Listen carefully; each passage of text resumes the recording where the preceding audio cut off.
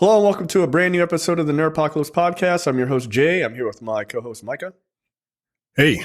All right, guys, we're back. It's 2026. Our long vacation is over. All right, so let's get right into it. Micah, you saw 2 movies. I didn't watch anything new. So I'm just continuing series I'm already watching. Yeah, I saw 2 movies. One, let me just talk about The Pit real quick because The Pit has come back. Yeah, I don't know if you guys have. I don't know if anyone's ever talked about it on this show. But The Pit is a medical drama on HBO Max, and it's really good. And I've been talking with Terrence and Jay about it. It's a really good show. Side note, Terrence will be back next week, by the way. Go ahead. Won a bunch of Emmys, so I figured, okay, now is the time to watch it. Yeah, it's really good. You guys weren't lying when you said that the first half, while emotional, the second half is gut wrenching. And yep. I'm 2 episodes away from finishing the first season, and then we'll start the second season afterward. So you're in the shit in the last 3 episodes. I am in the shit. Look, the show's been out for the first season's been out. Okay.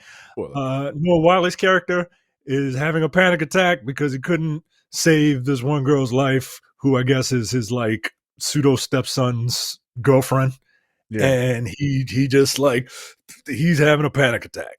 And you see why he won that Emmy. He was like, yeah, that's deserved. Is he acting? Is he okay for real? But yeah, man, the medical gore is great. The one episode, me and my wife, we were like, we gotta hurry up. Hey, let's watch it while we're home eating lunch, right? And we did that, and it just happened to be the episode where a woman is giving birth. And they get the camera right up in there. Yeah. While I'm eating a fucking Jersey Mike sandwich. It's just, it was just a weird juxtaposition. It's right? That scene, the wildest part of that scene, we're all mature. We all, at least our age, I don't know what they do in these newfangled schools, but when we had sex ed, as kids, they showed a live birth, and it was like, whoa, okay, that was middle school or some shit like that. Mm-hmm. As far as I remember that video and watching The Pit, I'm gonna go out on a limb and say, did they just show a real birth? Because I can't see the difference. It looked pretty real to me. I wouldn't be surprised, right? Spike Lee did that once in one of his movies. He a character was giving birth, and he showed footage from Joie Lee, his sister's birth, and used that stock footage as the footage for, I forget what movie it was. Yeah. But yeah, it looked like a live birth, man. I wouldn't be surprised. I looked this up. It says, yes, The Pit featured a highly realistic and graphic childbirth scene in the first season, episode 11, 5 p.m., using a custom prosthetic rig, puppeteers, and copious fake blood. But it was a simulated birth, not a live one with a real baby emerging, but with a real baby emerging during filming. That was wild, man. Yeah. So, yeah, they don't, look, I don't know how authentic The Pit is, but it looks authentic to me. It's a really good show. If you've ever watched Dr. Mike, the medical doctor, Dr. Mike, he's done 2 of those Jubilee things. Probably the most successful ones because he actually is changes people's minds because he's no, you're partially right, and here's the rest of it, and people are oh, I didn't know that. It's yeah, I'm not out to kill you, you dumb idiot. But he does, because he really likes The Pit, and he will go through an episode and breaks down all the things they're saying. He's this is what this means, this is accurate, blah blah blah. He's it is the most medically accurate show he has ever seen. And I'm I watched a couple episodes of him reviewing it, and on the degloving scene, he was I don't even want to see this. It's horrifying.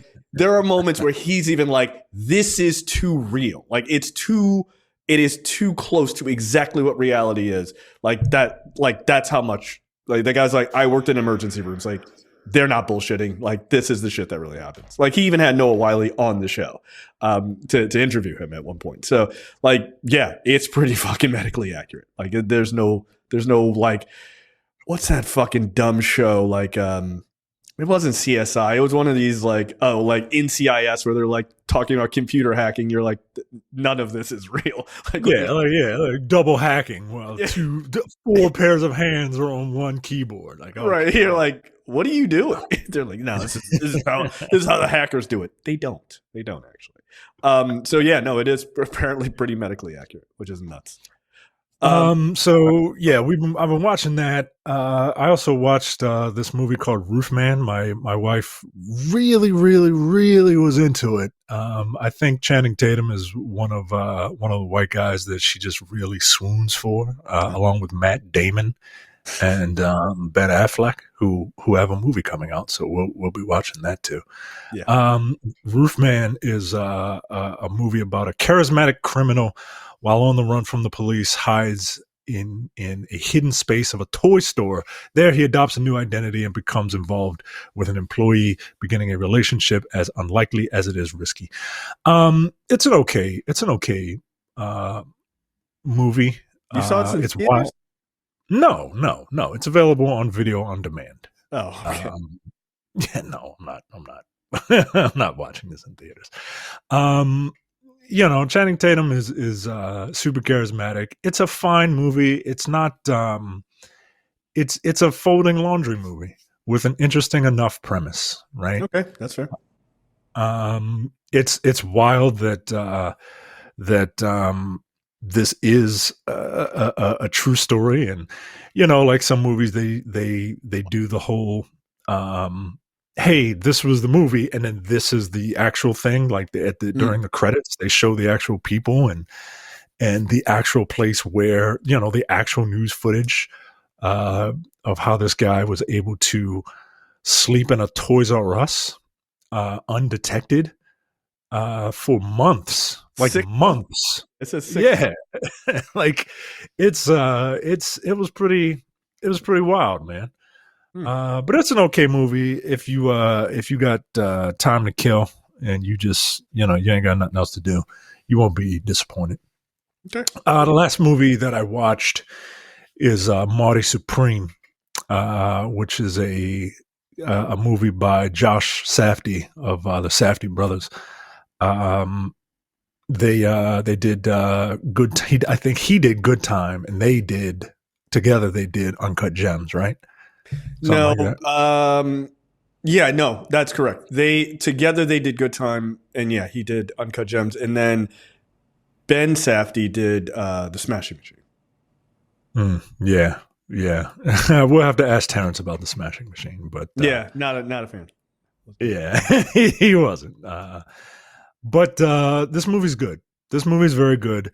It's basically a sports movie with an incredibly unlikable protagonist. Yes, this is Marty Supreme, the character of Marty Supreme, is so completely unlikable, and he is a wrecking ball. He is like the Juggernaut, right? Like he sets his sight on something, and it doesn't matter what gets destroyed as long as he gets to where he's going. It's a character that is. I understand why people are drawn to such a character, but I am equally repulsed by him. Right? Like he's fair enough. He's fucking annoying. It's a very good movie, but the ending. I have some issues with the ending that I won't go into in case you want to watch this. I do, yeah. But I remember when I came out, I told you that I'm still rooting for Michael B. Jordan, but I think that people are going to use this performance from Timothée Chalamet as their great white hope. Mm-hmm.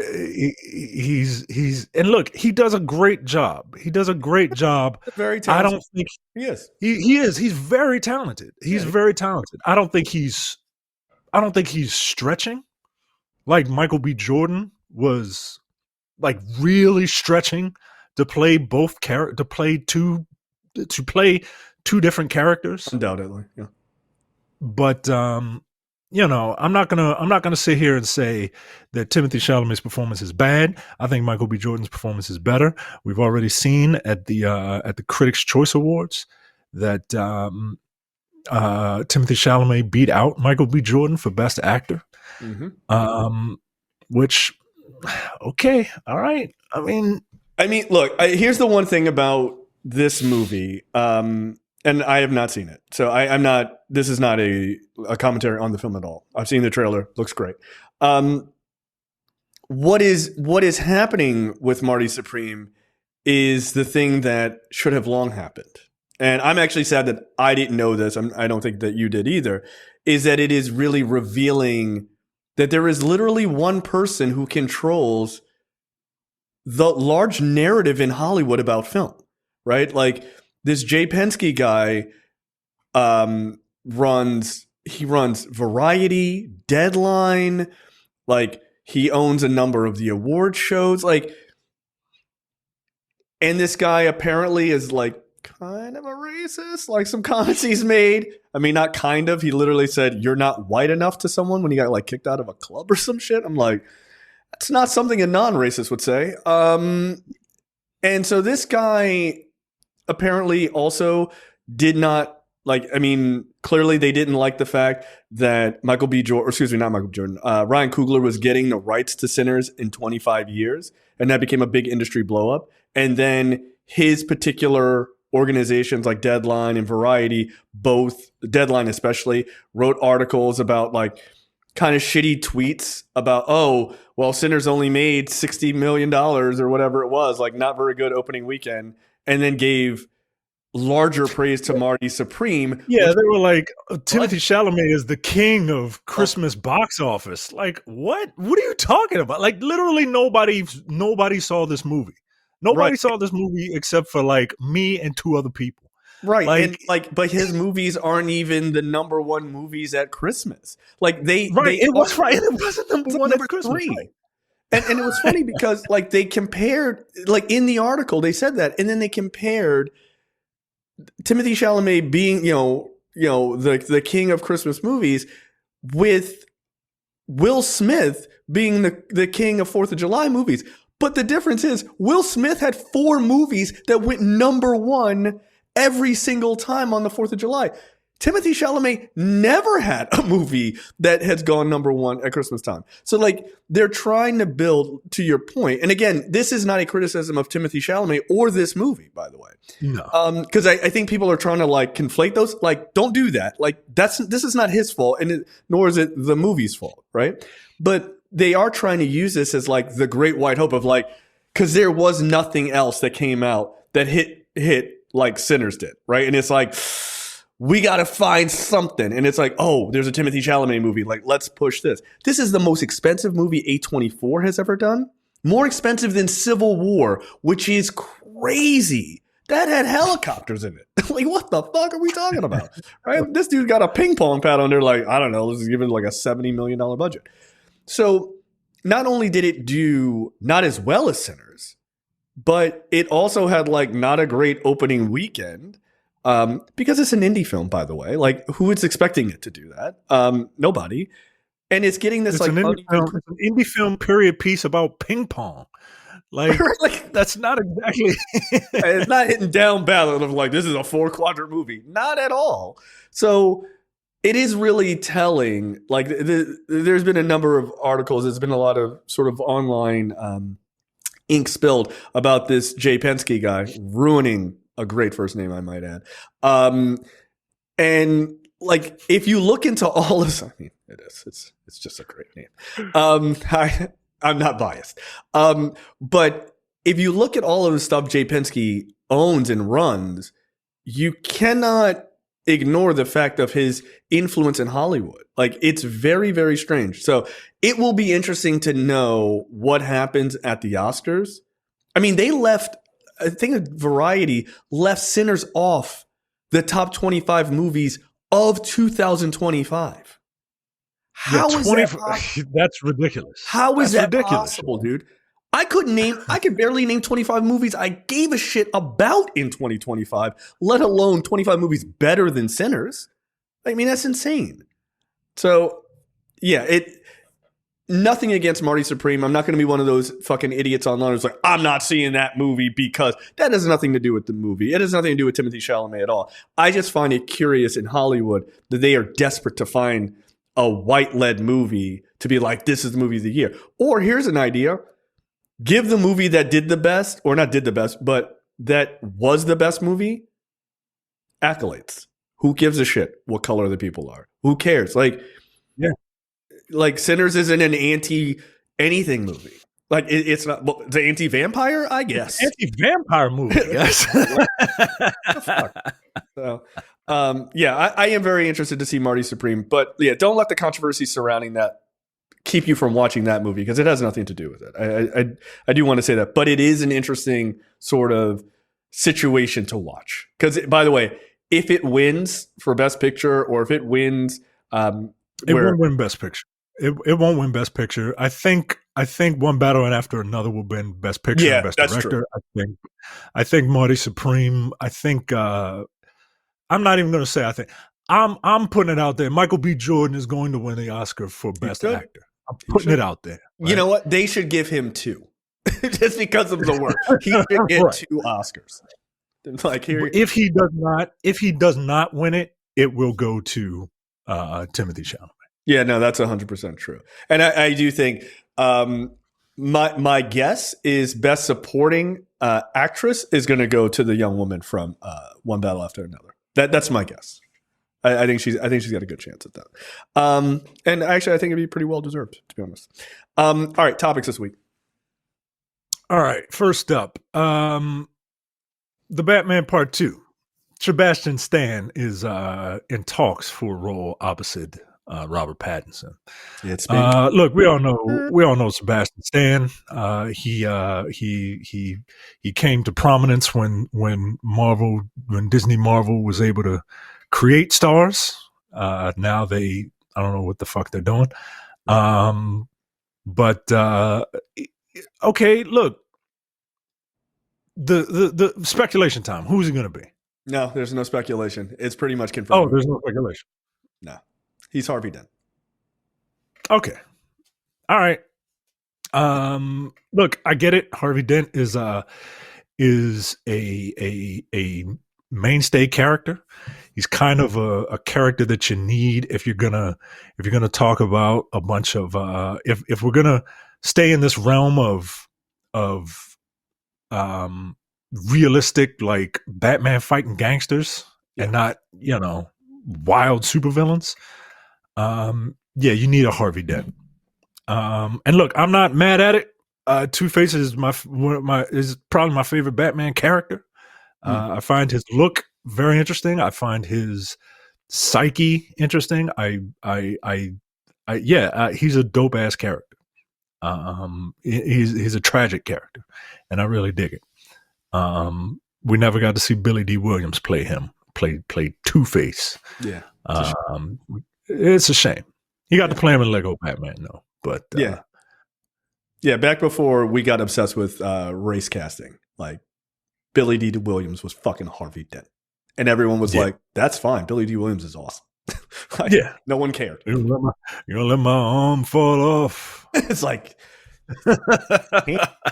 oh, he's so handsome, so fucking handsome. Look, I like this. It's cool to see him kind of. I don't want to say jump ship because that sounds ridiculous. I don't think he's like leaving the MCU or anything. I think any conversation about that is very premature. But my guess is if now that he is going to be in the Batman, we know this franchise is short lived, right? Like you're getting one more movie after this, perhaps. I'd imagine you are, and then that's it. Right, like so he's going to be in this movie. Perhaps he becomes Two-Face in the next movie. Who knows? Maybe not. Immediately the thought was that he was going to be Hush. I'm kind of glad he isn't. The whole idea of Hush feels like a rehash of the first movie, and that is the only reason why all these rumors about Hush. I'm like, that doesn't really make sense. Like, I don't know. It feels like it would be a rehash. How? Like, because isn't the whole idea of Hush like, yeah, I know he gets the surgeries and whatever, but it's like, here's his friend from an old time, and it's like another conspiracy and stuff like that. It feels like that's kind of just another rehash. But look, maybe they have a new idea, or maybe I'm not nailing my thoughts on Hush exactly right to the comics. But I never found Hush to be a particularly interesting character. Once you kind of know the reveal, I was like, all right. The only way you could pull off Hush is if you introduce Tommy Elliott in an earlier movie, and then reveal it in a later movie that right. He is Hush, right? Because like if you introduce a new character and then all of a sudden the movie turns into a whodunit. Well, it's probably the new character, right? Exactly. Like that doesn't strike me as being like, oh, like it. And look, introducing the character of Tommy Elliott in any movie, immediately people are going to be like, their ears go up, right? Like, oh shit. Because if you're a comic book fan, right, you already know who these characters are. However, for fucking Joe Sixpack, they don't know who Tommy Elliott is, right? So you're right, you introduce him in the first movie, and it isn't until the third movie where it's like, there's a person, who is this guy? And it's like, it was me all along, Austin, right? And you're like, oh shit, it's Tommy Elliott, right? Like, so then it kind of works. The animated version of that Hush story that DC put out, mm-hmm. they realized that, and so they changed it to that Tommy Elliott was not Hush. You know who was Hush? Who was that? The Riddler. The Riddler. They made the Riddler Hush, and just to try and change it, and then but it didn't quite work. Right? Yeah, I think if you were going to do Hush, yeah, you'd have to kind of plant the seeds in the first movie, and then you make that come alive in the third movie or something like that, or down the line even further, which would be fine. Look, I think it's cool. I think Sebastian Stan is a very good actor. The guy who played the Joker, Barry Cohen, I'm pretty sure I'm not pronouncing it exactly right because he's like, it is Keoghan. He's Irish. Barry Keoghan, like super super Irish. But he's apparently expected to return as the Joker as well, which is cool. I have to imagine they're going to save him for the third movie. Like, and I think that's smart. Like, we've seen a million Jokers at this point. Let this guy have his own take on it, but give him time. Just like have him escape Arkham in the end of this one, and you're like, oh shit, son, coming in the third one. That's totally fine. I'm okay with that. Wasn't he teased in the first one? Wasn't he teased? Yeah, he was. At the end of the movie, he was in the cell next to Riddler when he goes to Arkham, and then they had that deleted scene where they had them like talking, Batman and him talking to each other, Batman and the Joker talking to each other at one point, which I actually really like that deleted scene. We talked about it in the show as well, but I think that guy's take on Joker is he's gross looking, and I think that's kind of cool. Like coming off of Ledger, who looked weird, obviously, with the scars, but they're like, imagine if Ledger got hit with a baseball bat 50 times in the face. That's what our Ledger was like 90s grunge hot. Whereas, yeah, you're like, yeah, chicks are like, I'd still have sex with him. Right. And they're like, no, not ever. I wonder how far that mouth can open with those scars now. Right. Like, it's my favorite character. Weird. I wonder why. Yeah, not this one. They're like, no, this guy's gross and you don't want to be around him and you feel uncomfortable being around him. It's like, that's what he looks like. Yeah, he looks like a fucking beat with the ugly stick. But yeah, my hope is still that they do a take on Phantasm with Scarlett Johansson. I think that would be fun. I think that would really, really be kind of cool. So we shall see. It'd be kind of cool if they like Phantasm shows up and the like Joe Sixpack just keeps assuming that it's Sebastian Stan the whole time, and then it's like, no, Harvey Dent actually isn't. That's not who this character is going to be. And then you kind of switch it off. I think that'd be kind of fun. But that's how you do stuff like that, right? You gotta introduce multiple big names to throw people off the scent, right? Like that's what Scream did, right? Like in kind of the victim way, right? Like, oh, hey, here's Drew Barrymore all over the marketing, and then like they won't kill her. She picks up right, exactly. She picks up the phone and gets stabbed to death. So Oops. that's kind of how you have to do that stuff. All right. Thanks for bringing this to my attention. You're welcome. A new Jackass movie is coming to theaters. Hell yeah. Johnny Knoxville teased a vague Instagram post that the franchise would be returning to cinemas in the summer, but did not explicitly mention that it is indeed Jackass 5 and not a re-release of a past project. The post was jointly uploaded by Knoxville, the official Jackass account, and Gorilla Flicks, the production company, funded by Jeff Tremaine. The caption reads, well, wang dang and hot damn doodle, we are starting the year off with a bang. We wanted to let you know that this summer Jackass is back. We will see you in theaters June 26th. More to come, but wanted you to hear it from us first. Okay, I'm happy for people who are happy for this. I never got. This is not my type of humor, and this ain't even like this ain't my type of white boy humor. Just like this just ain't my type of humor, man. Like I don't see it. I don't see it. Okay, here's what I will say. I saw the first Jackass movie in theaters. I may have even seen Jackass 2 in theaters. Look, I laughed myself sick. I'm not going to lie. My thing is, when did the first Jackass come out? Does it have in the article? I mean, how old is Johnny Knoxville? I mean, Johnny Knoxville's got to be he's got to be 50 years old. I mean, Steve-O is like definitely 50, I think. Like Johnny Knoxville's 54, bro.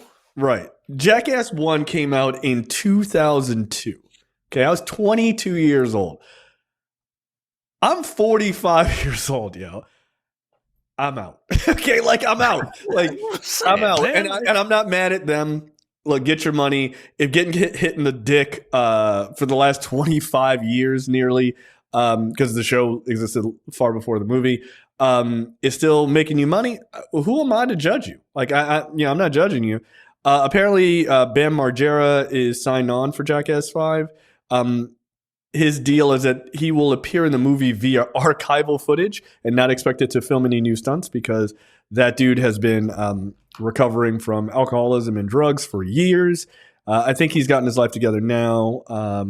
So like that's kind of nice. Like you just getting paid. Like don't show up. We would rather you not, because trust us, we don't really fuck with you like that. But if you got some archival footage of you getting kicked in the dick, we'll put it on there. So all your favorite people are back, I guess, except for Ryan Dunn because he's still dead, unfortunately.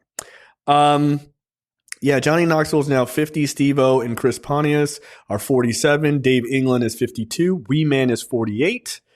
And all of them be in the movie. Are they like a rotating cast, right? Like is there like a Jackass NXT where they just kind of call up new They tried that. Yeah, they tried to pass the torch from my understanding in Jackass 4. I guess that didn't exactly work. They are bringing in some new blood like Zach Holmes, Sean Poopies McInerney, Jasper Dolphin. Yeah. I hope Jasper is a white dude, yo. Name it a black dude. I'm Jasper. looking it up. He can't be black. No, he's not. He's not. He's not. He's not a white dude. He's not a white dude?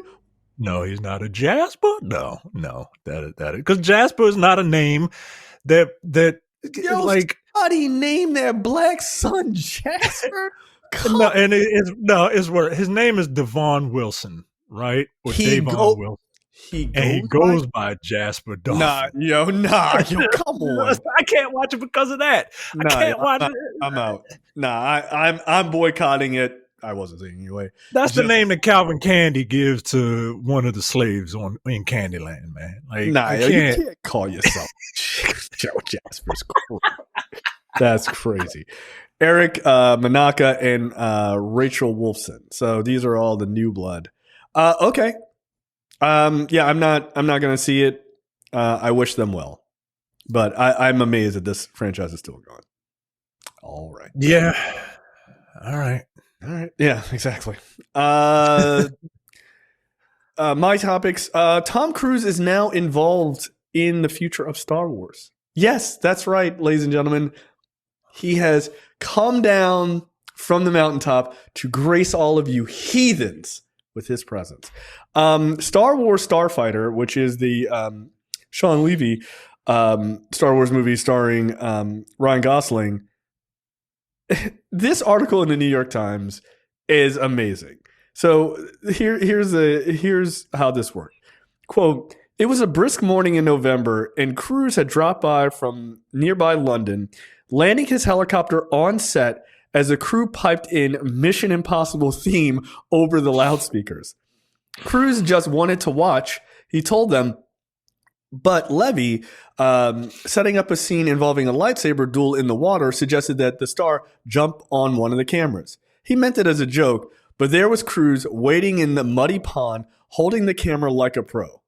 Like, apparently Cruise is like, all right, I'll fucking do it and help film this scene, which is dope. Levy later on told the New York Times that, quote, last week Steven Spielberg was there, and now Tom Cruise is wielding a camera, ruining his very nice shoes. Now when you see the movie, you'll know that this part was shot by Tom. I mean, how cool is that?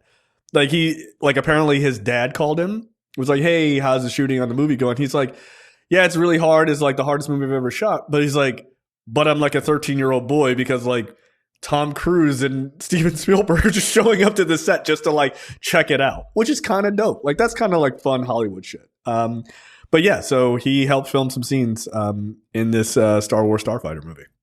All right, cool. I just thought it was kind of a fun story. Shout out to Tom. That's kind of dope. I don't need Tom Cruise to be in it. That's all. No. I don't need Tom Cruise to be in it. No, I need Tom Cruise to. I need Tom Cruise to sit back and think about his next project, because the Mission Impossible franchise, it ended on a thud, man. I'm still having a hard time getting through Dead Reckoning. Still. So you haven't seen part 2 then? I haven't. The Final Reckoning. Yeah, all right. Like, yeah. It's like season 3 of Hannibal. If I don't watch it, it doesn't exist. Right? It's just a great show. First 2 seasons, and it's a shame. I'm just waiting on them to make a third one. Next up, Jordan Peele may reportedly be making an MCU movie. The question is, or the rumor is, it might be Blade. There's also another rumor now that they're going to scrap the Blade solo movie. I saw that rumor today. And that Blade will show up in Midnight Suns. So you could take this as maybe he's doing Blade, or maybe he's just doing Midnight Suns, which would also be very cool. I would be totally fine with that. Jordan Peele feels like the exact person you would want for this. When I sent this to you, you were like, this feels so obvious. Like, yeah, why would you not want this guy to do it? It feels, it's so obvious that I'm surprised it wasn't thought of, and I'm equally not surprised that like it hasn't been done. It feels right.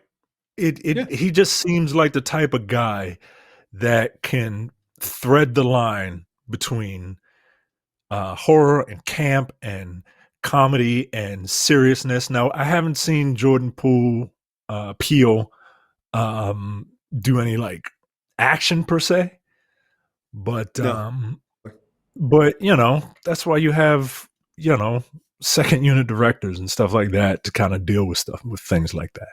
Yeah, I agree. And you know, everyone knows that Jordan Peele can craft an interesting story. So yeah, like seeing this, it gets me jazzed about a Blade movie now. Not that I wasn't before, but like with all the stuff that allegedly is happening behind the scenes and director changes and stuff like that. It kind of fell off. But having his name possibly be attached to it is kind of resuscitating it for me. Yeah, I agree. Look, I like the idea of a Midnight Suns movie. I don't think that, I know some people are going to be like, this is blasphemy. I don't really think you need a Blade movie. I don't think so. You had 3 of them. I think most people are pretty well understanding of who Blade is. I think he shows up in shit and people are just like, yeah, that's Blade. Like, what's his origin story? Like, it's irrelevant. You just don't need it. Or at least you could do a solo movie after to see if oh shit, it's really worked in a Midnight Suns movie. Maybe we give Blade his own movie, which I think would make a lot of sense. Also, I think a Blade series would be fun, not the one with sticky fingers. Yeah, they tried that too. Good Lord, please don't do that. But I mean, okay, if I'm thinking of what I would do with having Jordan Peele, he loves all the horror shit, right? Like Blade, Ghost Rider, Werewolf by Night, Moon Knight. That feels and Ella Bloodstone.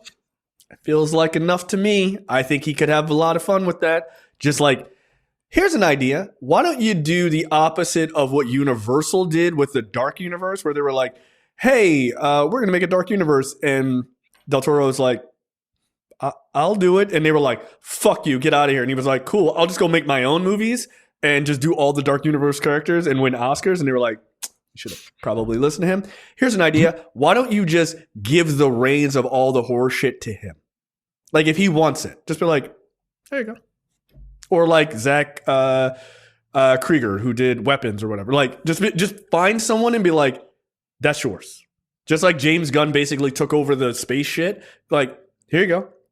You don't have to worry about it. You know that those guys are really good at their job. Just could you just check in with us of what you're doing? Yeah, this is what I'm working on. Cool. Map out some shit and, send it in a note and just give it to him. That's what I would do. I'd be like, make a Midnight Suns movie and then you tell me how you want to handle the rest of it. And then we'll try to work it out. That's what I would do if he would be up for it.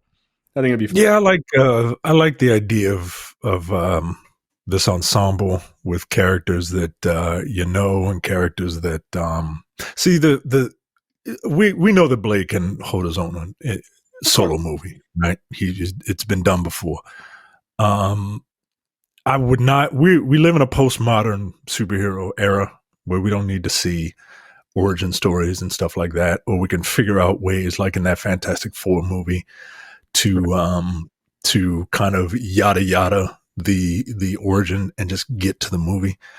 The problem with coming out the gate with a Blade solo movie is that you're gonna get all the old people like us who don't like change to be like they're only going to compare it to Wesley Snipes, and that's not fair. Especially when Deadpool and Wolverine had Wesley Snipes as Blade and had him say, "There's only ever going to be one Blade." Right. That's so yeah. So it could be done, but I like your idea of doing a Midnight Suns and seeing what who kind of stands out from that, right. and going from there. I don't know. Yeah, look, the rumor is Ghost Rider comes post Secret Wars. There you go. Just put all them motherfuckers in there. Right out of Secret Wars, just be like, hey, the universe is really fucking weird. There you go. Here's all these fucking weirdo characters in this dark, make it rated R, really go for it. And then, it's look, you wanted Moon Knight. We don't need a second season of Moon Knight. That first season was less than great. He was a fun character, but it just wasn't, I didn't think it was that great of a series. Him fighting and stuff like that. And Oscar Isaac was great. So the character definitely works for fans as he is designed. Clearly Blade works. I mean, think about it. Mahershala Ali, Oscar Isaac in a movie together. Find a great actor to play. I mean, Ryan Gosling has long been rumored for Ghost Rider, and like I think he's sort of had some interest.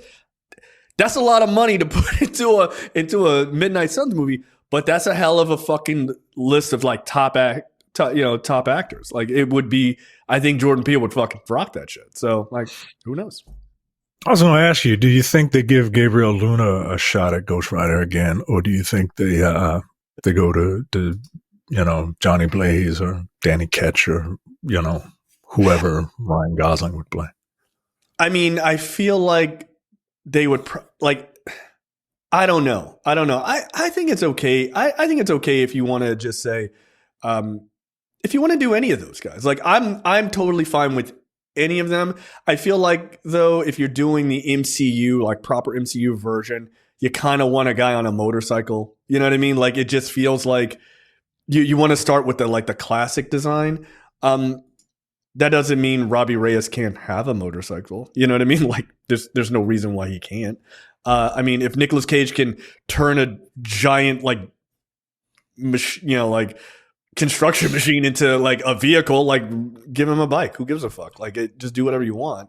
But if you want to say, oh, he's Johnny Blaze, or you want to say he's Danny Ketch, I don't give a shit. Who cares? Like I have. Yeah, I'm not up on my Ghost Rider. Right. Like I don't have a deep seated like it has to be this character. Like it just doesn't for me. Like is his head on fire? Great. Just is he wearing leather? Like he's a leather daddy with a skull on fire. That's as much as I know about Ghost Rider. Put him in send him in, coach. Like yeah. There's something about the bike. There's something about the bike. It looks cool. Like it just looks cool. Like look, the Charger or whatever looks dope, but put him on a motorcycle. Like that's it. And like Blade at one point has a motorcycle too. Like two of them riding together. That seems kind of cool. Like that's some like cool like comic book shot moment or whatever. Fucking look, I'm here for it. I'm a sucker. I've been watching this shit for 20 years. It's fine. Put it on screen. I'm gonna watch it anyway. So yeah, I think it's cool. But yeah, if he wants to handle the horror side, and also isn't Mia Goth was rumored to be Elsa Bloodstone anyway. Nigga, what the fuck? Yeah, nigga, what are we talking about? Mia Goth, potentially Ryan Gosling, Mahershala Ali, and Oscar Isaac. Seems like a pretty good cast to me. Like, not bad. Like, that's some literally like Avengers level shit, right? Like, acting wise, like those are better actors than the characters. Yeah, they're better. Yeah, they're better actors. Yeah. Yeah. So they're also expensive actors. So well, that's the thing. Like, if you want a sequel, the movie got to make $1 billion. Yeah. Like these niggas are not coming cheap. But I think it'd be kind of fun. So we'll see. We'll see what they say. All right, let's talk about the 4 teaser trailers for Avengers Doomsday. The first 3 are out. The 4th one has leaked. You and I have seen the leaked footage. If you know, you know. I'm not going to play it here, obviously, but we will talk about it. So there's been 4 so far, which is the Cap trailer, the Thor trailer, the X-Men trailer, and then the spoilers. I mean, spoilers for a trailer is ridiculous, but the 4th trailer is with Black Panther, Shuri's Black Panther, and the Fantastic Four. I'm going to ask you just a very simple question first. Of the 4, which is your favorite? The last one. Yeah. The last one. They released them in the order that they should have. You think so? Because look, I do. Because I like Chris Evans as Captain America. I really do. There's nothing against. Captain America is one of the few characters in the entire MCU that had the perfect beginning, the perfect middle, the perfect end. It was perfect. Yeah, I do know. And it was, I mean, you couldn't ask for a better character arc for a character. And it feels like they're just trudging them back out. It feels desperate to me. It feels desperate. And and look, I'm going to be excited when I see Chris Evans as Captain America. You got to be. You can't help for the right, cuz but I don't know, man. I don't need to see it. I don't need to see it. And that's my thing. Okay, so here's my thing with the Cap trailer. It's just not that interesting. Like, it's just not that interesting. Like, you know what I mean? Right. Like, oh, Cap's back and he's got a baby, like baby Cap or whatever. Like, all right, cool. Like, is he gonna wear the helmet? Like, I don't know. It's just not that particularly that interesting. So it ranks as not the lowest one for me. The Thor trailer actually ranks the lowest for me. I don't give a shit about that trailer at all. Like, I just don't care. He's like, I got my daughter, love there. Oh, give me the strength one more time. Like, all right, that's cool. Look, I like Hemsworth, I like Thor, but it didn't show me anything I wasn't really expecting. Cap, it was like, this is a confirmation. Cap is back, so it's not the worst one. It's one. It's it's just one above that, right? It's the penultimate as far as the least interesting one. With me, with the Thor trailer, it is an acknowledgement of this character just being scatterbrained. And it's him talking to the camera, right? Talking to the audience through Odin, right? Saying, give me one more shot. Yeah, my bad, y'all. I know this last movie was fucking ridiculous. Yep. Goats fuck them goats. Right. Okay? Give me one more shot and I promise you will not be disappointed. It's the Tom Cruise moment. It's the Tom Cruise moment. To trust me one last time. We did, and you fucking got failed. Yeah, you fucking failed us. God damn it. So look, I'm willing to now. Look, I'm way more excited to see Captain America in uniform than I am in Thor, but I am more excited for Thor to redeem that character. Mm-hmm. Like Thor Ragnarok was it walked the line, right? Yep. But it was still tonal whiplash from the previous movie he was in to the Taika Waititi films. And I like a slightly more serious Thor. And I like that vengeful. I like that he was another character that was on his way to having a really good overall arc, but it just got like too wacky at the end. Mm-hmm. And they fumbled the landing. So I'm willing to give Thor a mulligan and let him come back and be this fucking ass kicking, Viking god that we all want him to be. Yeah, I mean that last moment before the fighting in Endgame, where he summons both Stormbreaker and Mjolnir, and he was like, "Let's kill him properly this time." I was like, "That's it. That's what I want." There he is. He is. And look, and the thing is, they played that shit so perfectly because, you see at the end of Infinity War or the beginning of Endgame, he's super depressed and everything. Or like after they kill Thanos the first time, he's super depressed and he gets fat and all this other shit, and he feels like he failed the world because he did, or failed the universe because he did.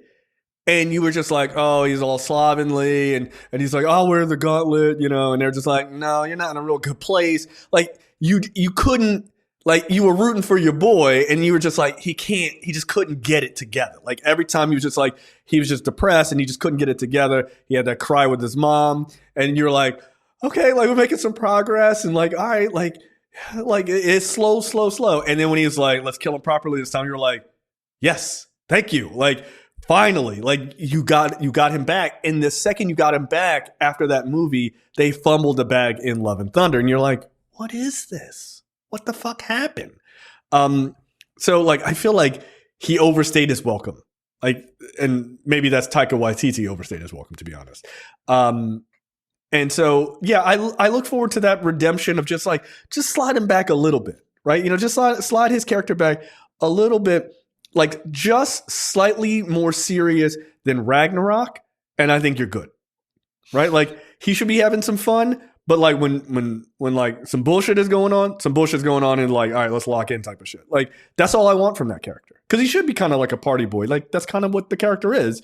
And then it's like, all right, there's some serious shit. And he comes down and he's like, all right, like let's rock and roll. So I feel like the redemption arc I think is needed for him. And it's very much a like trust me one last time kind of thing. Look, I agree with you. I'll give him a mulligan. Where I think you and I probably disagree is that I think X-Men should have been the last one. I don't think it should have been. I don't think they should have released that one third. But I can see the argument of releasing the Black Panther Fantastic Four one last because it's for the first time you're meeting characters that have never lived in the same universe. So it feels like that's like it feels as I saw somebody state. It feels like the tail end or the stinger on a trailer, right? Like, oh, this shit is happening. And then you see these two characters meet. They're like, oh shit, Shuri and M'Baku meet the Thing. Like, oh my God. Like that's like, they're all in the same world. Like that's kind of a big deal. So let's talk about the X-Men, and then I'll tell you my issue with those three before we get to Black Panther and Fantastic Four. The X-Men trailer, look, the best thing about the X-Men trailer for me is James Marsden being treated properly as Cyclops. Yeah, he looked good. He looked good. He always was a very, very good choice for Cyclops. The fact that like I don't know why people don't like Cyclops or didn't like him. It's the animated show, dude. Like the original one, like because he was treated like shit. I guess, but yeah, you're probably right because I still know people who are like, when he does that like not joke, but like you were 12, like you're 45 years old now. Like if you watch that cartoon, like if you actually watch the cartoon, like go back and watch it. Like even in that cartoon, he gets treated with more respect than, the first episode.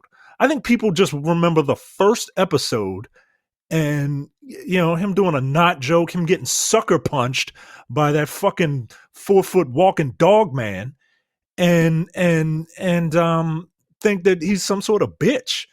Nah, I like leaders, man. That's why Cyclops and Storm are my favorite X-Men because they fucking lead. Yeah. They know how to lead. And so seeing James Marsden in blue and yellow, fucking going crazy with his optic blast, looking like a badass, I was okay. All right. You got my attention now. Now my issue with these three trailers is that they trade on nostalgia. And 100%. And look, man, I get it. Nostalgia is powerful, right? I get it. But I want to see new shit. I do. Yeah. That's my big thing with Dr. Doom being cast as as Robert Downey Jr. Like I've seen Robert Downey Jr. in these movies. Mm-hmm. He is probably the second character with the best overall arc, right? I still think Cap is number one with that, but Iron Man is a number two. And that kind of deflated it for me for a little bit. And these three trailers trade on nostalgia. And we already got that nostalgia hit in Endgame. Endgame was all nostalgia. Yeah. It was a whole hour. The whole second act of that movie is nostalgia. Yeah. And I get it, right? But I don't know, man. I want to see something new. I want to see, look, if the X-Men, and this is another thing. If the X-Men are going to be fucking badasses in this movie or in these movies, you're going to have to recast them. So what the fuck, bro? Like, so now I gotta. So that remains one of my biggest potential issues, is that you're giving, and look, I'm not mad at it, right? Like I'm not upset that they're finally giving those guys a chance to really cut loose and do some real fun shit. Because you got to imagine, like, they're sitting there watching the MCU getting super popular, like, what could have been? You know what I mean? It's like, what could have been? But like, you know, you so roll the dice, man. Right. Like, so I understand that, and there is going to be that moment where you're going to see Cyclops fully realized and all this like dope shit happens and they bring all these characters back and you finally get to see like Wolverine and Cyclops like fighting alongside each other, not just bickering, and they like both are like kind of overpowered and it looks fucking dope as shit and we're all super excited. But then you're going to have that moment where it's like reset. And now all of those characters go back to like zero and you're like, but we were already here, right? Like, so I do understand that. It will be very interesting to see how they do that. Like, clearly after Secret Wars, there are going to be all these incursions, or during Secret Wars, there'll be all these incursions, and you're going to find that the universes are kind of smashing together, which is how you'll get like Miles and you know, and the X-Men and the regular, you know, full-blown MCU and all this other stuff. That's all obvious. The question is, who is going to remember what happens, right? Is it that all the heroes know all of this and then they just go back to their lives and it's like, oh, well, I guess this is all smashed together? Or do they not know? Like, do they forget or something, right? Because it's going to be... I think in the 2015 Secret Wars, I think only the Fantastic Four remember. And I think everyone else just kind of, everything else is different. But I think Reed is the only one that remembers. I can't recall. It's been a while since I read it, but I know Reed knows. So yeah, if that is the case, and that's, by the way, that is the best way to handle it, because it's going to be super weird if like you fought next to these people and then all of a sudden the world gets reset. And then it's like, well, now they're kids or they're like in their 20s. Yeah, it'll be interesting. I don't know. I think it's best if very few people actually do remember. It'd be cool if the only people who remember are Doom and Reed. Like, that would actually be very cool. As they're just like, yeah, motherfucker, like, yeah, remember when I was like running the entire universe and like shit was kind of working? You remember that shit? I remember. Yeah, I know you remember. Like, nobody else does, but Doom remembers, right? So like that would be kind of fun.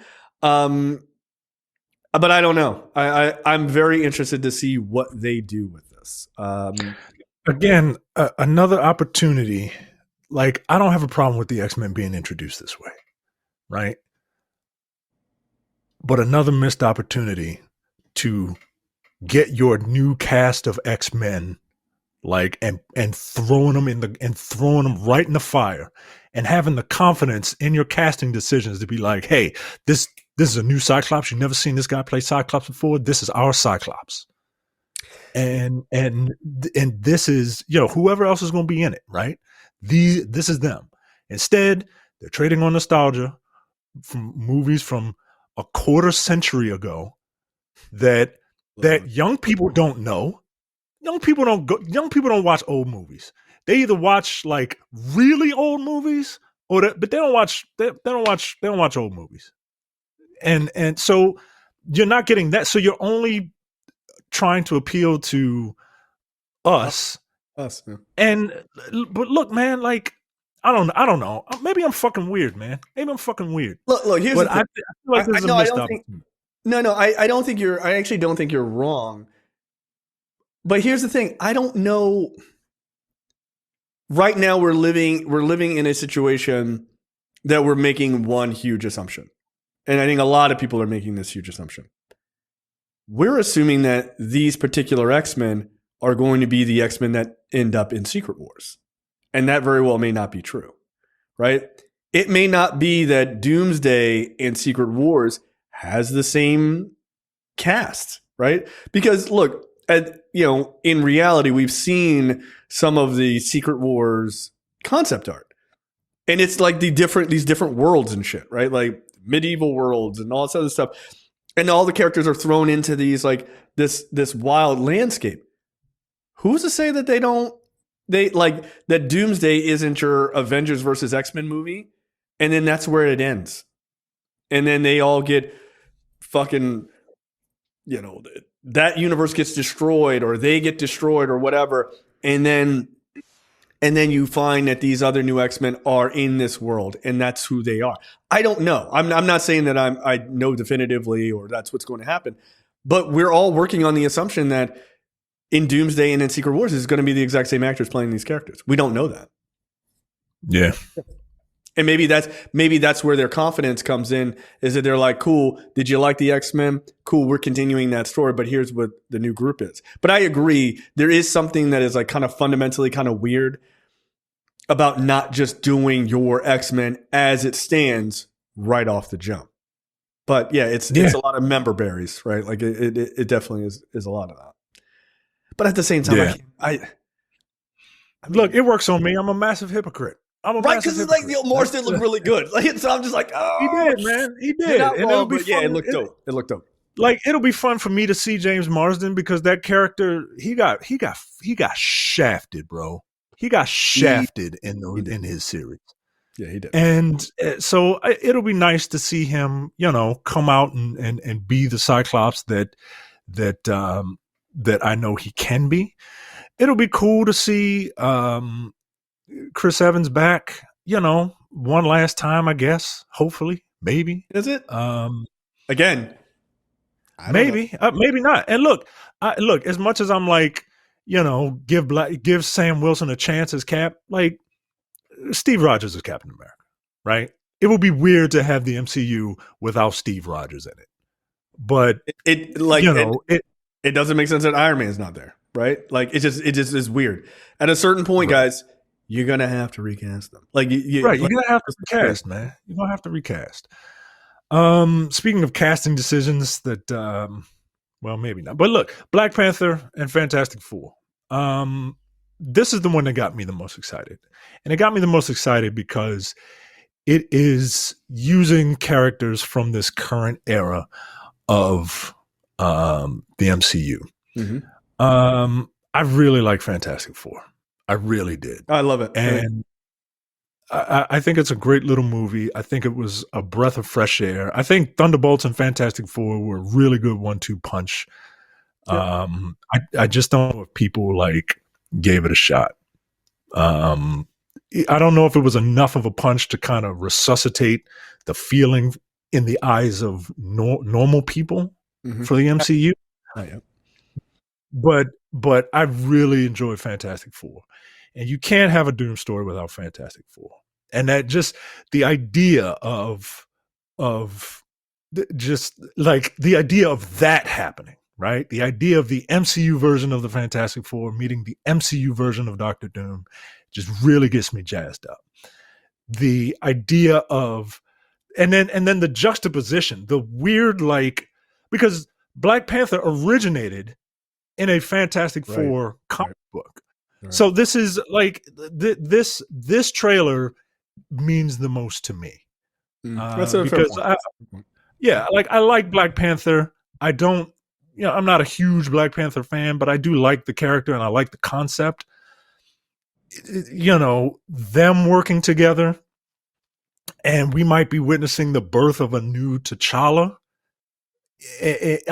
All that stuff gets me in the feels, man. Like this is the trailer that got me jazzed up. When M'Baku comes up and he says, "I'm M'Baku, King of Wakanda," and Ben Grimm comes in and is like, "Ben Grimm, Yancey Street." Like that's Ben Grimm shit. That's like that point I made earlier.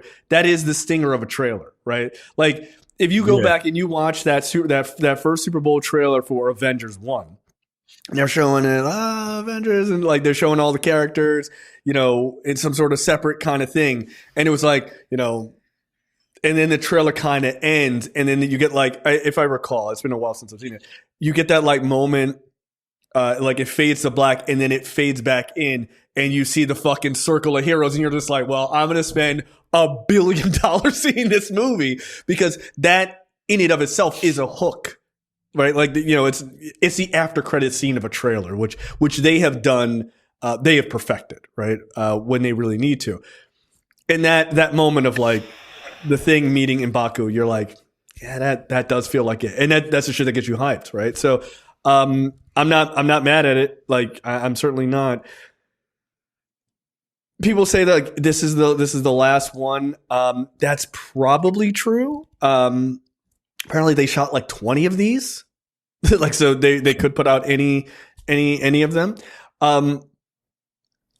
Look, it's the beginning of January. I can wait a month and a half. Give me my full trailer at the Super Bowl. Like I don't need any more. Like that's it. And the trailer, by the way, at the Super Bowl, I don't want any of these scenes in it.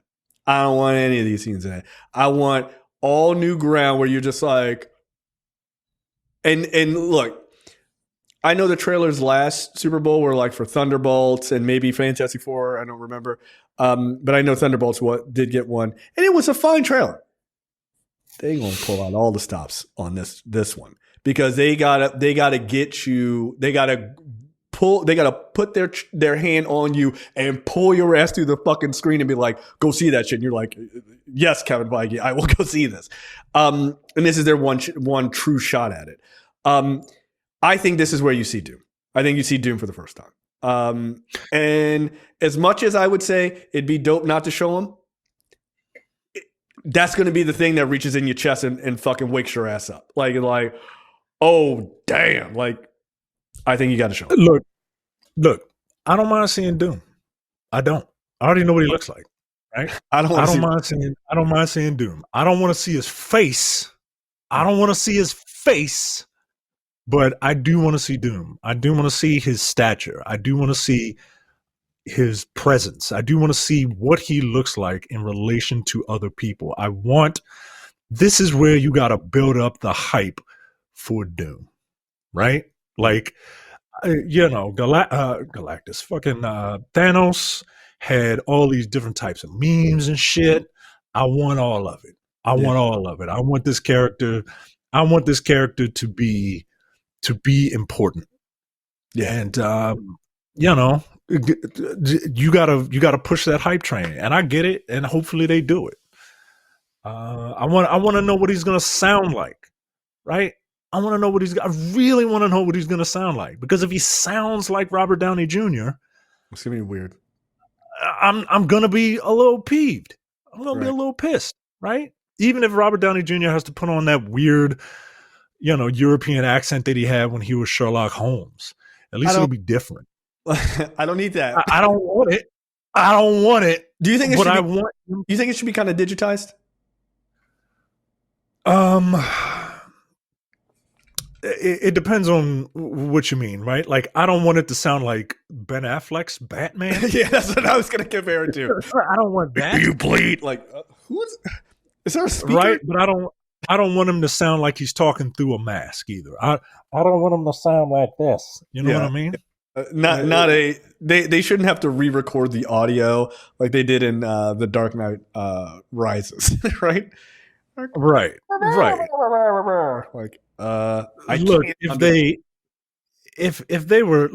if I had my druthers, man, I would treat this character exactly like they did Darth Vader, right? Like, who was inspired by Doom, right? If Doom was a samurai, you get Darth Vader, right? Darth Vader was a gigantic man in a suit, voiced by a man with a cool voice. Mm-hmm.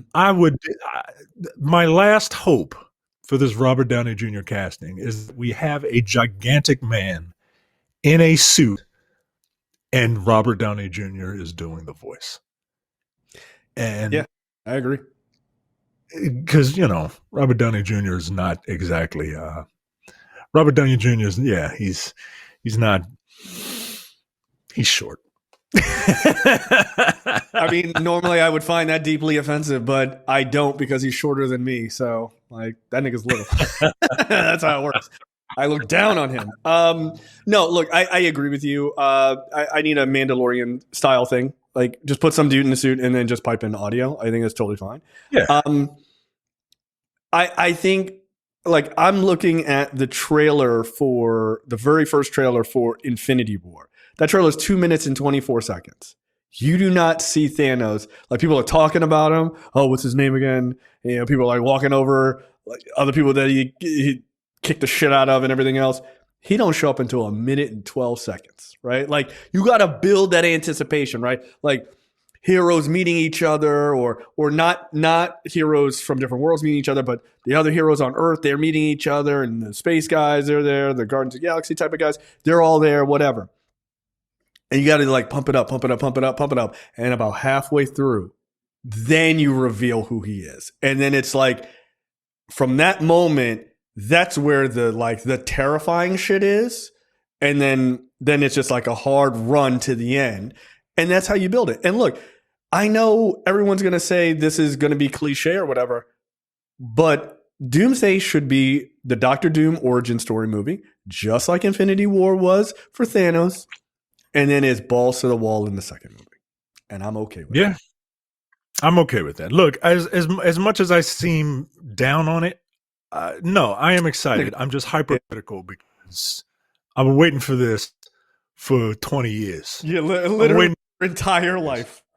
It's been longer than all my adult life, I've been waiting for this moment. So I am excited. And you haven't shut up about Doom the entire time. 31. I'm excited. This is how excited I am, folks. This is how excited I am. Okay? Okay, Casey I'm Jones, excited. Relax. Casey Jones, master.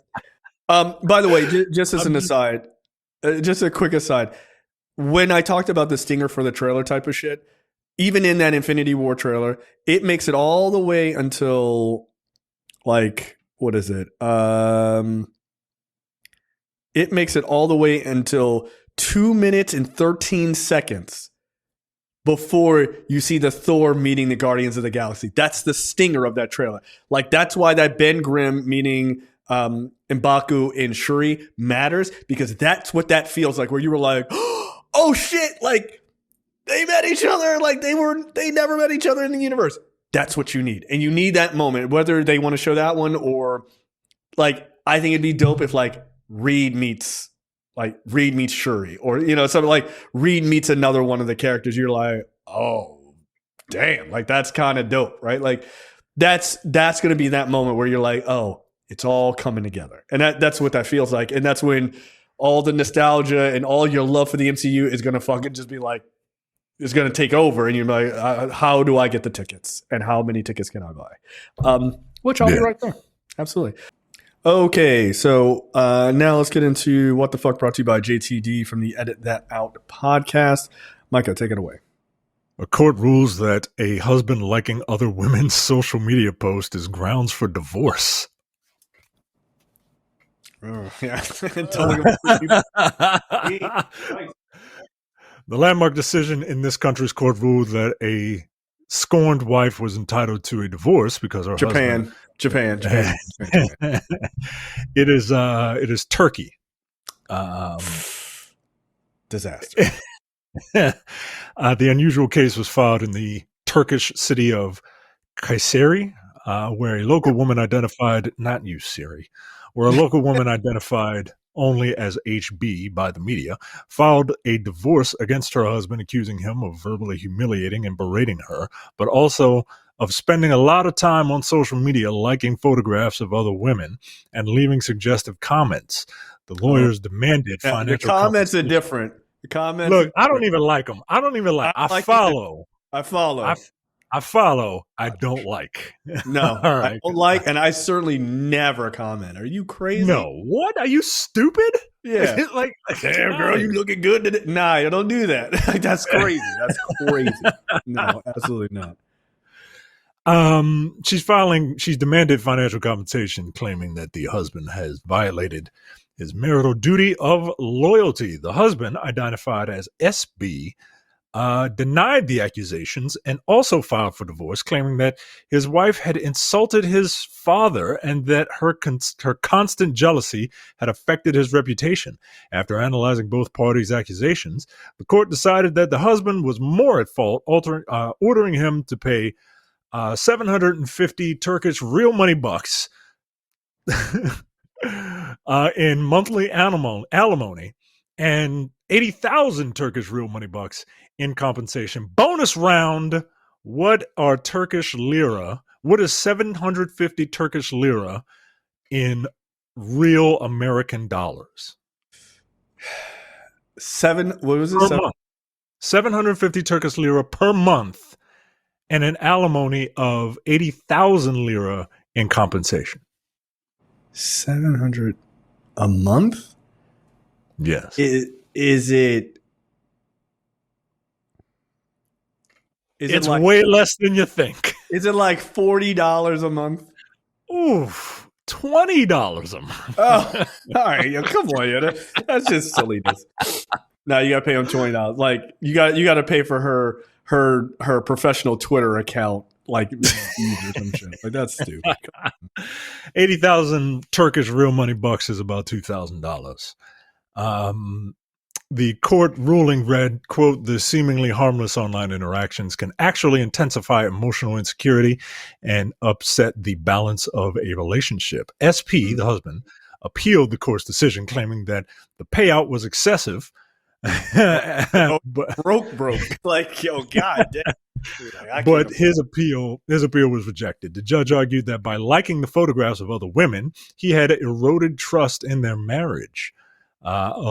Although funny in nature, the case is expected to have a big impact on how divorce cases are handled in Turkey from now on, with some lawyers saying that online interactions such as liking people's content and leaving comments could become strong evidence of divorce. Look, man, as silly as this is, like, this guy deserves the punishment that he get. You don't, like, we all follow, right? We all follow. We all like SNL bit where the women are like, "Look, let's look at your For You page," and the guys are like sweating.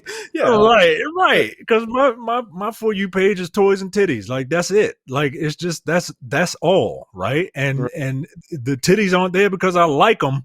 It's because I follow, right? You follow, but like be respectful, right? Right. Just respect your marriage, right. We follow. We don't comment. right. You respect your marriage. You look. But you don't engage. No, that's great. Yo, I see some of the... Yo, what are y'all doing? No, never. I do not like and I do not comment. Yeah, you walking around, you walking around, you know, you walking around town, the harbor, whatever, or the Ocean City. Maybe not Ocean City. Yeah. But you walking around and it's sundress season. You respect your wife. You put the glasses on and you use your peripheral vision. Right. You don't fucking read Richard's crane. You fucking right. Oh, hey, damn! Look at you. Or you politely put down this woman who is wearing something very nice. Like, look at what she's wearing. Yeah, look at that. Can you believe that? Can you believe? And you're like, can you believe? You're in a monologue, right? And even then. You gotta be careful. Yeah, you gotta roll the dice because, like, your wife's not stupid. Yeah, she's not a fucking idiot. She's not a fucking idiot. Yeah, I know what you're into. Like, no, not me. No, never. Oh my god. Look at all them. Look at that woman with her thighs all out. I mean. Can you imagine being into that? Yeah, we were. My wife just dropped me off in my office, and there was like a very fit woman, like wearing like gym clothes, across the street from where we were driving, and I'm like, I peeped it, and then we have to drive by her, and I'm just like staring straight ahead, like I already got as much of a look as I was gonna get, like. Do not break focus. Do not break focus. Exercise some discipline, gentlemen. Yeah, that's part of being a man. Just be disciplined. Just be disciplined. By the way, the average monthly salary in Turkey is roughly around 23,000 Turkish lira. So the 700 lira You all right, yo. Like you're gonna be all right. Like it isn't ideal to have to pay, but like you're gonna be okay. Like, yeah, you brought this on yourself, bro. You brought this on yourself. You absolutely did. That's just wild to me. Just absolutely wild. Yeah. Well, yeah. You make about $550 US a month, and you got to give up 20 for liking pics. You know what? That's on you. You fucked up. Yeah, that's on you, bro. Like that's an appropriate punishment. Yeah.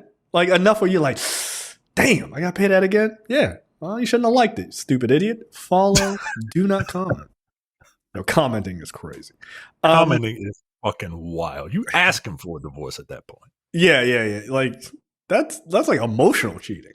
Like, you know what I mean? It's like that's nuts. Let me tell you how terrible my wife is. Like, nah, don't do that. All right, my story. Jesus Christ. Man suffers ruptured stomach after drinking liquid nitrogen cocktail at corporate party.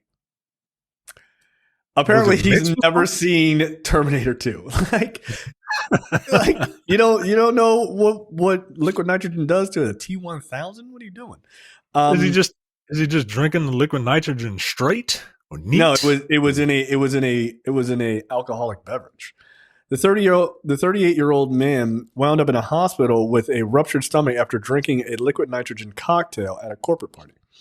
Originally reported, the unusual incident occurred during a corporate party where a hired mixologist tried to impress the attending guests by chilling his cocktails with liquid nitrogen. Apart from the rapidly cooling drinks, the nitrogen also created a cool visual effect by evaporating as a thick mist. While liquid nitrogen is a cool gimmick in cocktail making, the drinks can only be consumed after the nitrogen has evaporated completely, something that the mixologist failed to inform his audience about. The now viral video shows the unnamed man waiting for his drink and then drinking it from a paper cup. Drinking a cocktail from a paper cup? Nigga, that's from a solo cup? Yeah, like that's offensive in and of itself, okay?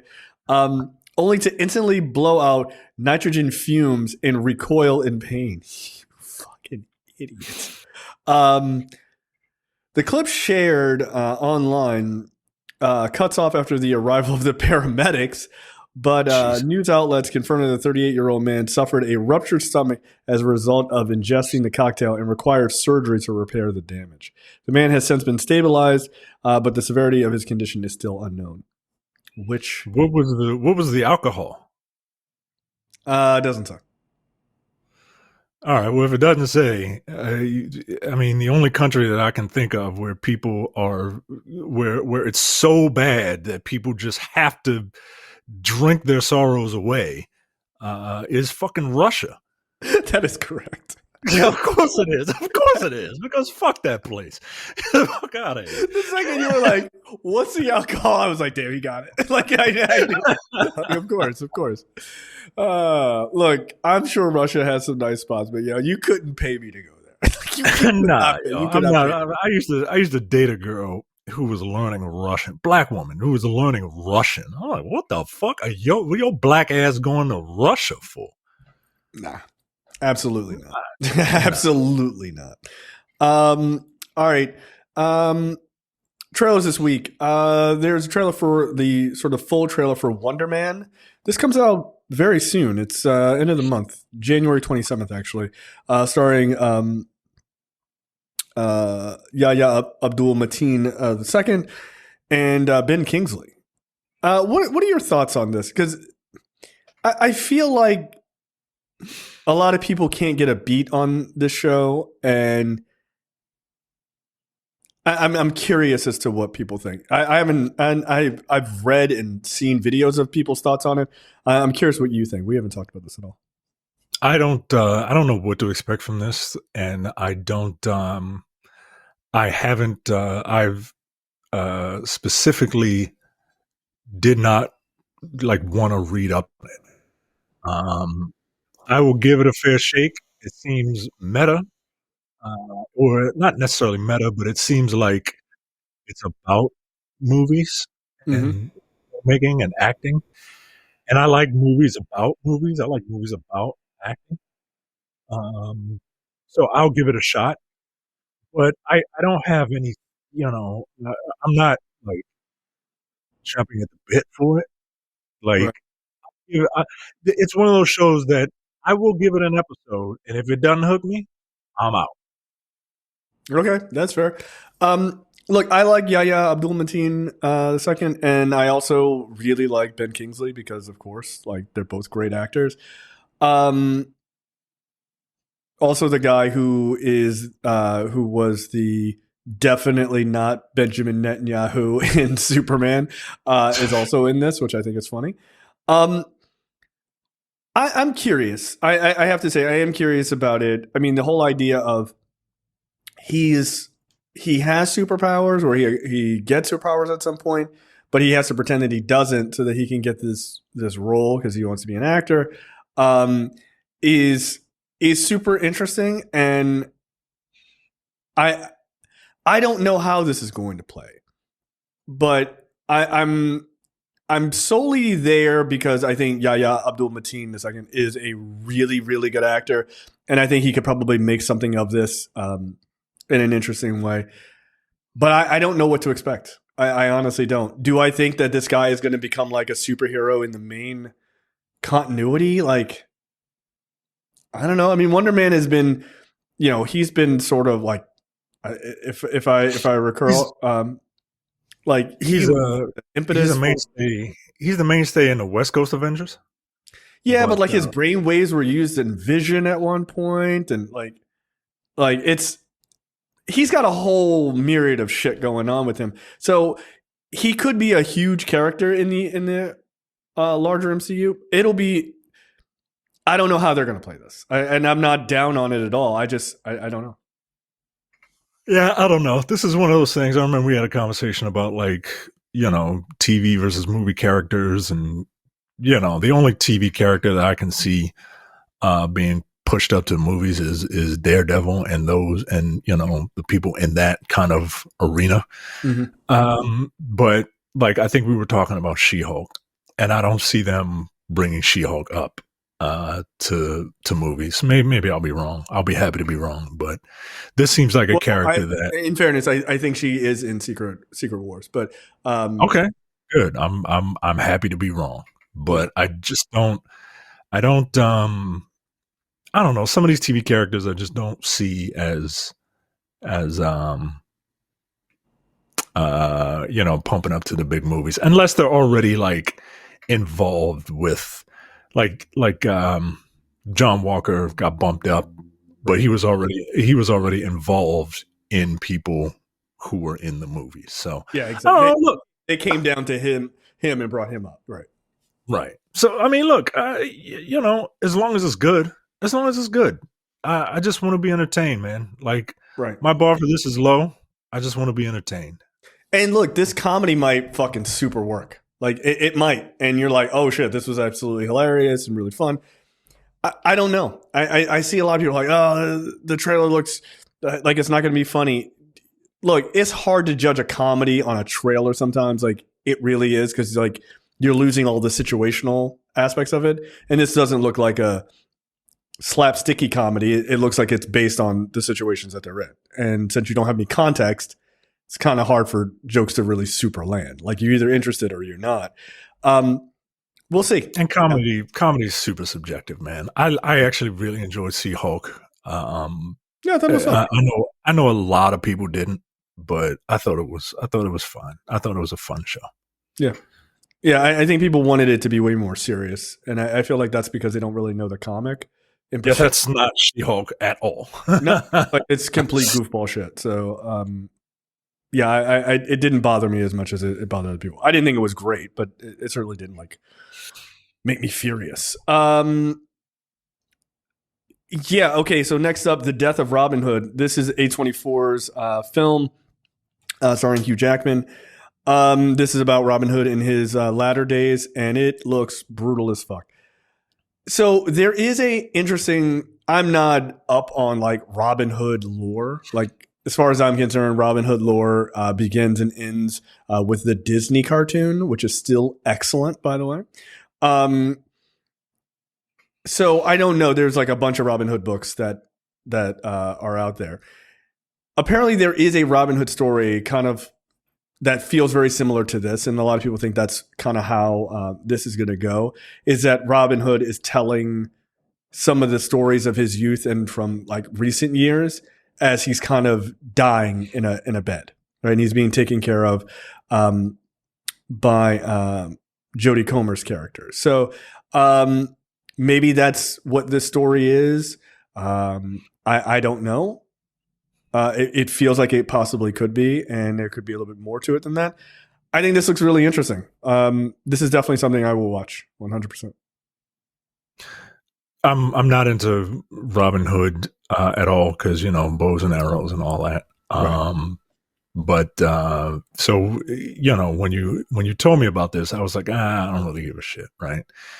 And then the trailer came out. You sent me the trailer, and it does look interesting. It does look, I'm not going to rush out in the theater to see it unless people are like, this is a must see theater experience. But I would watch it. I like the all of these fairy tales, and they're called grim fairy tales for a reason, right? Like we all know them because of the like Disney-fied versions of them. But like like they're all like super creepy, like and weird and dark and stuff like that. And if you want to, you mentioned the Disney Robin Hood. The first thing when I think of Robin Hood is Robin Hood Men in Tights, right? Like just like something silly. Right. So seeing another hyper serious, Robin Hood story. Okay, I like the cast: Hugh Jackman, Jodie Comer, Bill Skarsgård. Like, I like all three of them. So, we'll see. Yeah. Okay. I think it looks interesting. So it works for me, but yeah, I can completely understand why someone would be like, I don't care about this, like at all. Yeah. Yeah. I think the cinematography, if anything, looks really impressive, to say the least. But it's an A24 film, so that doesn't actually shock me either. Last but certainly not least, They Will Kill You, starring Zazie Beetz, in a movie I would just call Ready or Not Black.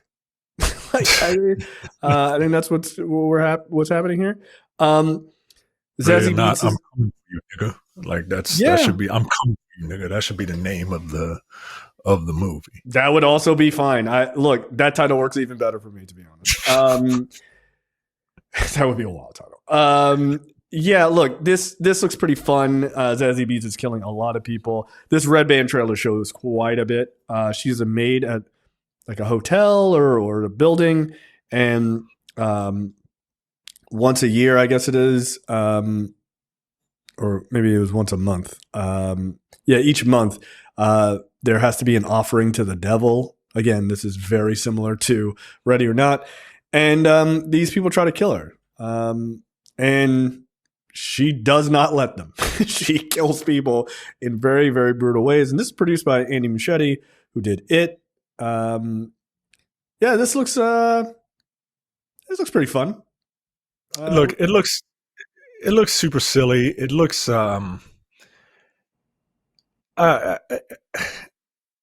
it looks like exactly what this is. I like horror comedies. But this seems like there's nothing unique about this, which could be fine. But I'm not like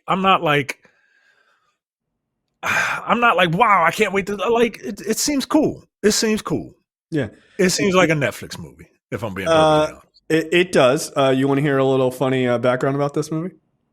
Yes. This movie comes out March 27th. Comes out the same day as Ready or Not 2.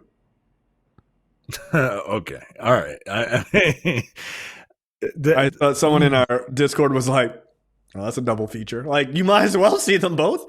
It's like the same movie." I mean, look, if you're gonna see them, that's a bad idea for one of these movies. I feel like one of these movies should move. One of these movies should move because, like, I would move they will kill you because like Ready or Not already has an audience. Yeah, it's already established, man. Like people are going to go see the thing that look. Yeah, it's a double feature, but it's a double feature because like you're a sicko that likes this stuff, right? We're all sickos that like this stuff, right? But like the average person is probably not going to watch both of these. They're probably going to pick one. Yeah, yeah. I'd move this like 2 months away. Yeah, like look, if you're not going to move it 2 months away, put it out in the fall, put it out in during spooky season. You know what I mean? Yeah. No, that would make sense. But yeah, it looks fun to me. I'm not going to the theaters to see it, but I will watch the shit out of this in streaming. Yeah, this seems like a streaming movie. I'd buy even Ready or Not. I didn't go to the theaters to see Ready or Not. I saw that within the comfort of my own home and was pleasantly surprised. But I wouldn't necessarily do a double feature because I feel like I'd be watching the same movie.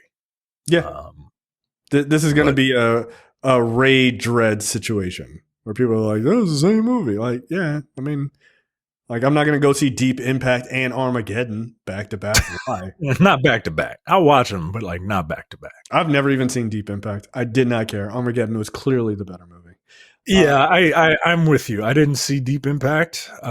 Which other one? There was a Volcano and Dante's Peak or something like that. Dante's Peak, yeah, that's it. Yeah, I saw Dante's Peak. I didn't bother with the other Volcano movie. I didn't bother with either one of them. I saw Joe versus a volcano. That was enough for me, and that's a great movie. Yeah, that's a dangerous kind of game to release on the same day as a very, very similar movie. Like people, I think the average person I think is just going to pick one. It's not like Oppenheimer and Barbie where they are, two wildly different types of movie. Yeah, exactly. Yeah, that doesn't. That was the last time I did a double feature. Yeah, that's the only one in recent memory like that worked. So I don't see a point of releasing these both on the same day. It feels very stupid to me. But maybe one of them will move. Either way, I will watch both of them when they hit streaming. That's when I will see either one, and I will enjoy both of them. But that's about it. I have not watched. What did we talk about last time? The Running Man that you said you did not care for, Edgar Wright's Running Man. I have not watched it. However, I read The Running Man. I read the original Stephen King book. That's what I've been spending most of my time doing is reading. I really like that book. It's actually really fun. That was during King's time where he had a pseudonym. And so Richard Bachman, I believe it is. And so it's not very long. But it's actually a pretty fun read. And I mean, you want to talk about different than the Schwarzenegger movie. Holy shit. It's very, very different. And it's more similar to the Edgar Wright one, which is the hunting happens all across the country. And it's for 30 days, which is insanity. But yeah, the book is fun. I enjoyed the book and I enjoyed the ending and everything else. But I will watch before next week. I'll watch the new Running Man movie because I want to compare and see how it works out. I can totally see why they picked that one dude to play the main lead. In reading the book, it's like that makes more sense than Arnold Schwarzenegger because he's supposed to be poor and should be a thinner guy, and they're like, nah. Yeah, he's supposed to be in there. Why is the guy who eats 600 grams of protein every day the lead? This makes no sense. And there's no big resistance and all. None of that's in the book. It's just it's a story about how corporations are fucking pieces of shit and use poor people for entertainment. That's basically it. Look, the setup is not the problem. The premise is not the problem in that Running Man movie. It just it's not. I don't know, man. Yeah, it's just kind of it's trying, but it's kind of failing for me anyway. I'd be interested to hear your take on it, especially having read the book. But I don't know. It seems a little too clean, not gritty enough. Yeah. The book is very gritty. And it also uses some language because of like when it was written, you're like, nah, I don't care for that. Like, I don't think you have to say that word. Like, you know what? You didn't. But then again, you look at the year and it's like, I mean, white people are not the maybe Stephen King had his finger on the pulse of white people's shitty behaviors. Oh, but yeah, it is a good book though. If you want to check out The Running Man, you should read it. It's good. All right, that is it for us. We are back. Obviously, we'll see you guys next week. Later. See ya.